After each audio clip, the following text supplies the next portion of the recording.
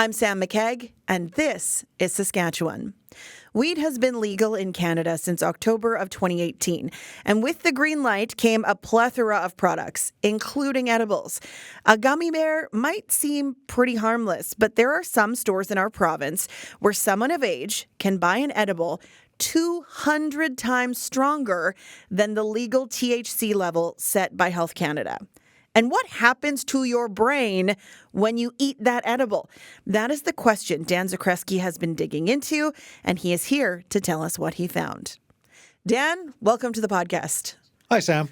So what got you thinking about this in the first place? Well, Sam, I was covering a murder trial back in May, and one of the witnesses was a forensic psychiatrist, and he was testifying how in recent years he and a number of his colleagues we're seeing more cases where high-potency cannabis played a role. Now, this guy's, my age, a white-bearded guy, and he said, this is not the hippie pot that we saw 40 years ago. And when I heard hippie pot, I thought, wait a minute, there's something going on here. So I went on a pot hunt. So where did your pot hunt take you, Dan? Well, Sam, it led me to this unassuming Atco trailer on the north edge of Saskatoon. If you take Highway 11 towards Prince Albert, you'll do a curve, and unless somebody tells you, you won't even notice it. It literally is a construction trailer that's set up on the side of the highway, and it's run by a company called Real Leaf Cannabis, which is owned by the Saulteaux First Nation. And they sell dried cannabis and edibles. Now, when you go in there, it looks the same as any pot store in town, except it's owned by a First Nation. And we'll get into this a little bit more in a bit, but for practical purposes, it means it sets its own rules on what it can sell, and that's what's different from what you get at a normal pot store. But I drove out there, and I went in. They're very welcoming. It's not restricted to anybody. Like, you don't have to be just First Nations. Anybody can go in there. And you walk in, and it looks just like a pot store in the city. There's lots of colorful posters, there's lots of cannabis-related gear, and there's the ubiquitous long glass display case full of goodies that include everything from, pre-rolled joints to a variety of forms, and then the edible section of the store. The big difference between that and a normal, conventional pot store is the potency of the products. Now, these real leaf edibles are almost inconceivably powerful. I think anyone that's ever dabbled in cannabis sort of has an idea of some of the numbers of what you're looking at, especially if you're in a conventional store. But in this particular store, this Real Leaf trailer, for just under $100, a person can buy a 4-pack of edibles totaling 8,000 milligrams. Wow. So that's 4 2,000-milligram gummies. Now, by comparison, a conventional pot store in the city, their edible packages cap out at 10 milligrams. So you go from 10 milligrams to 2,000. The kid working in the store was really nice. I identified myself as a reporter and, did an interview with him on the record. And as an older guy who's dabbled at the lower end of these scales legally, I talked to him about, what the heck are you getting into if you're going to be doing an edible on that scale? Yeah, the most I've taken was 1,500 milligrams. And what was that like? I was high for 3 days. I didn't want to leave my house. I just stayed home, gamed out, and ate a lot of food those 3 days. But so I went on to ask him, what do you tell someone like me who comes into the store, a civilian, so to speak, and says, I want to experiment with these higher end things. And he just looked at me and he just said, good luck. So, Dan, why is this allowed? How can First Nations sell edibles and other products that you wouldn't be allowed to buy in cannabis shops in the city, say? Sure, it all has to do with the politics of pot. And this is a fight that's gone back for years. It's been an issue for years. And it's analogous to what happened with casinos, in terms of the cannabis. A couple of years back, the province amended its Cannabis Control Act. And what the amendments did was allowed First Nations to license and regulate the distribution and sale of cannabis in their communities. And this particular trailer, it's on the outskirts of Saskatoon. It's like an urban reserve. It's on Saulteaux First Nation land. And what we found with casinos and what we found with cannabis is no one wants to pick a sovereignty fight with First Nations on whether, say, cannabis exceeds Health Canada guidelines, especially because everyone wants cannabis legal or society wants cannabis legal. It's just a fight no one wants, even though the products are 200 times stronger than what, say, Health Canada says might be what they want people to be doing. So tell me what something 200 times stronger would do to your brain. Sure. And I should preface this that the 200 times stronger is the outlier. The discussion around potency applies to everything leading up to that as well. So you can't just dismiss it as saying, I'm not going to do a 2,000 milligram gummy, so I'm all right. Mm-hmm. The question for researchers, that is the question they're asking right now. The 2,000 milligrams are an outlier, but they're not unique. And they're not unique to First Nations stores. Pre-legalization, you could buy high-potency cannabis online quite easily, and you can. So let's not pretend that we're hanging this on First Nations. Mm-hmm. They see a business opportunity, and good for them, and they're playing by the rules, and people want it. But you can get it online just as easily. And these high-potency cannabis edibles were long time before. They were around a long time before legalization. So there's the issue today for the researchers is there's just more of it, and it's legal and it's easier to get. Now, as you had noted in the intro, we're coming up on 7 years since the legalization of cannabis, and I think, talking to the researchers that I met, mm-hmm. and the psychiatrists, there's a feeling that we sort of slept on the idea of the health and safety issues. So much of what happened around the legalization of cannabis was getting rid of the prohibition. You don't want to be throwing people into jail because they've got a joint in their pocket. So once we got over that hump, we're now 7 years in and people are realizing that, wait a minute, we've opened this Pandora's box of issues that we never really took a good look at. I can remember, I'm sure you remember, police news releases where they're sort of shaking the big fear stick on there's shatter in our communities. It's this high potency. Oh, I can go into that Real Leaf trailer and buy shatter. Mm-hmm. What was once evil 5 years ago is now legal. A long runway there. I did speak to a couple of U of S profs about this. And, the one point that really resonated with me from the one guy who's a neuroscientist was he said, just because something is legal doesn't mean it's safe. It just means it's legal. One of the guys I talked to was Robert LaPrairie. He's with the College of Pharmacy and Nutrition. I spoke with him about their research, and he said it's a very exciting time to be a neuroscientist and in that field because there's just so many more unknowns than knowns.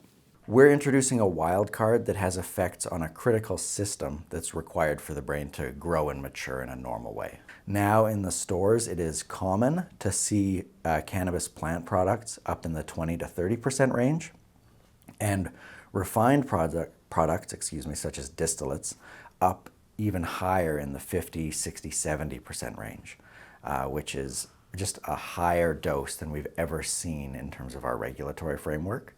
And in pharmacology, we like to say that the dose determines the poison. This is just a much higher dose, which means that all of the negative consequences associated with that drug are going to be more severe. And I think it's really important to note, and LaPrairie picks up on this a little bit later, is potency is just one of the issues when you're doing this stuff. What else comes into play? Excuse me, there's a whole bunch of elements. There's the age of the person. Not everybody experimenting with cannabis or trying cannabis is in my age range or your age range. They're teenagers. Teenagers, what? They're going to buy something when they're not allowed to? Of course they will. Mm-hmm. People in their 20s. The frequency of the use. This is going to have a dramatically different effect if you're using it every day versus a weekend user or a monthly user. And what if you have a pre-existing mental condition or if you're in a vulnerable state?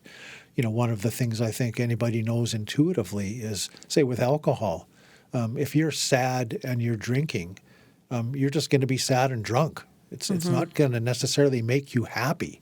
It's going to exacerbate whatever your mood is.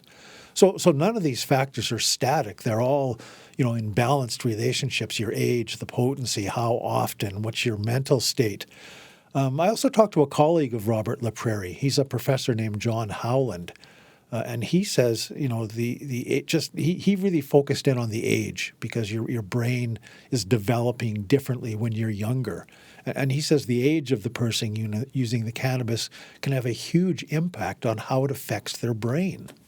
If you look at brain development, I guess I am a neuroscientist, so one of the things I've always been interested in for over 20 years now is how the brain changes as the result of experience. So one experience you can have in adolescence is exposure to drugs of abuse. Cannabis would be one of them. Obviously, alcohol is another one that many people use. So really, I think that's a particularly important time for brain development, and a significant experience like high cannabis use could really alter brain development, and that would then exist for a significant period of time, perhaps the rest of the person's life. And the real kicker here is this isn't happening in a vacuum. I mean, I talked to two professors out at the university. This is happening out in the real world. It's not in their labs. Mm-hmm. So where are we seeing this popping up as a problem? Well, I was quite surprised to find out in hospitals. This isn't just anecdotal. The Saskatchewan Health Authority reports that the number of visits to hospital emergency departments across the province by people with cannabis-related psychosis, which is really a way of saying somebody who is messed up enough in their cannabis experience that they either take themselves to the emergency room or somebody else takes them. Mm-hmm. The number of people that have done that went from 116 in 2022 to 165 people in 2024. So that's the direction the number's going in. And it's also a live issue in the courts, not just hospitals. Right off the top, I had spoken to you about this murder trial that got me interested in this. Well, the forensic psychiatrist I've referenced is a guy named Shabraham Laraspy, and I've crossed paths with Dr. Laraspy over the years in a number of trials. He's based in BC, but he's testified for the Crown and the defense at trials in Saskatoon. So he's not just he's not a one-sider. Mm-hmm. He's got a tremendous professional credibility. And he does psychiatric assessments. He evaluates whether a person is criminally responsible for a heinous crime like, say, a murder. So what has he seen? Well, I spoke with him about the relationship between drugs and crime. And he wasn't speaking, he didn't want to speak specifically about the case that had mm-hmm. drawn me in. He was speaking in generalities. But he was just talking about how the landscape has changed so dramatically since he started his career 40 years ago.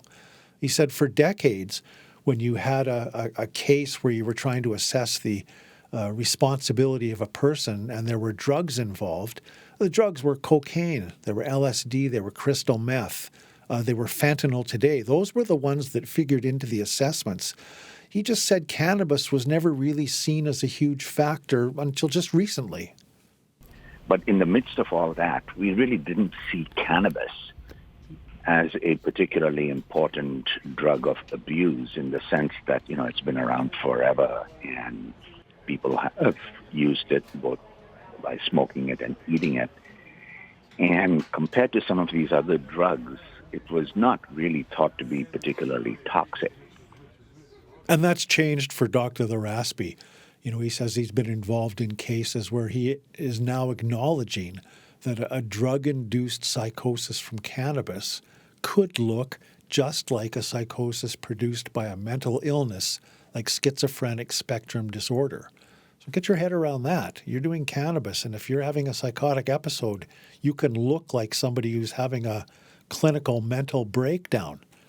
So given its legal availability and the potency, this is a cause for concern and something that should be looked at. No kidding. Yeah. You have been covering court for years, Dan. Have you seen an increase in the number of court cases in general where cannabis impairment comes up? I wouldn't attach a numerical value to it, but it's certainly, since legalization, has become a real issue in the courts in a number of cases. And the one that I think resonates with everybody in Saskatoon, if not the province, was the case of Bailey Maurice. That was the 9-year-old Saskatoon girl who was hit and killed by a truck in 2021.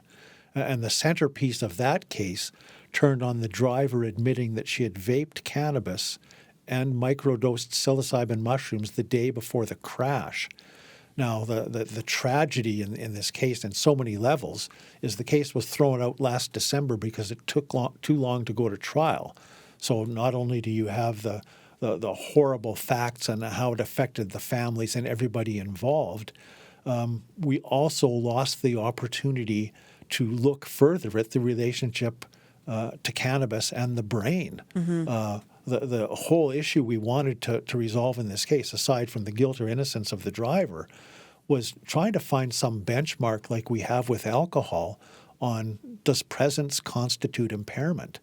Just because she had cannabis in her system, do we have a scale that shows, was she physically impaired and shouldn't be driving, or was it just in her system? That was the opportunity we lost with that. But we're going to be seeing these in the courts. Again, we're still waiting for the case that comes forward that shows us, this is the 0.08 for driving equivalent with cannabis. There are so many people listening who may not have a frame of reference when it comes to using cannabis. They may be having kids who are just coming into age where cannabis is legal, or kids who are dabbling in cannabis because they have friends who are older. What kind of conversations are you hoping that this story sparks? Sure. Since the story first ran on the internet, I was somewhat taken aback by the amount of hate mail I got from people. Oh, there was a cannabis lobby out there that just looked at this story and thought, Dan Zakreski hates cannabis. He's a shill for the government. Have they met Dan Zakreski? Yeah, well, they think they have through my writing. Right. But I think they, the people that, and of course the really angry ones don't sign their names. So I, to a certain extent, don't take it that seriously. But I have to acknowledge there was a perception out there that I was taking a run at cannabis. I'm not anti-cannabis. I sort of believe what the profs did. Prohibition was not the answer. The point here is we have to take a look at this. And the conversation I would hope that comes out of this is let's not pretend there's no consequences for consuming cannabis. As we said, depending on your age, if you've got a teenage kid, I remember there was the old line, how can you tell if your kid is trying cannabis? And the answer was, are they 15? I mean, come on. So let's not pretend that the age is not going to be a factor. The frequency of it. As kids, I can remember myself as a teenager. If I found something I liked, I was going to do it a lot until I didn't like it anymore. So you've got age, you've got frequency of use, you've got your mental state. Be aware of your kids and yourself. Why are you doing this? Am I doing this because I want to have fun? Or am I doing it because I'm sad and I think it's going to make me not sad? That's a real greasy pole to be trying to climb. They can all play into the experience. So I think, let's just not go into this with our eyes wide shut. Dan, thanks so much for looking at this. I think that it's easy. You look at it's not really any different than alcohol. No. But we made it legal, and we've seen what alcohol can do. Maybe it's time to take a deeper look at what cannabis can do too. Absolutely. Thanks so much for this, Dan. You're welcome, Sam.